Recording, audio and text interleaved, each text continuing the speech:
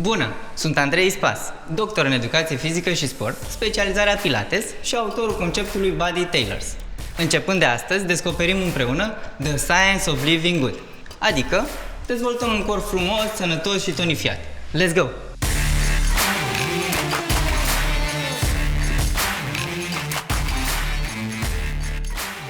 Golden Age este o clasă în care punem accent pe dezvoltarea flexibilității articulațiilor și îi oferim corpului mai multă libertate de mișcare.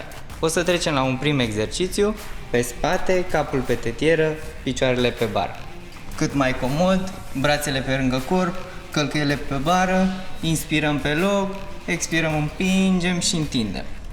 Călcăiele apropiate, vârfurile depărtate, același lucru, întindem, încordăm coapsele anterior, abdomenul, fesierii. Acum o să trecem la următorul exercițiu, unde o să avem nevoie de cutie. Spatele drept, abdomenul încordat, ne focusăm pe postură corectă, spatele drept, expirăm, foarte bine, brațele în lateral, același lucru, apropiere.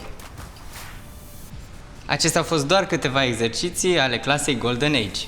Mulțumesc pentru vizionare! Pentru mai multe detalii despre clasele pe care le oferim, accesează bodytailors.ro. Pe data viitoare!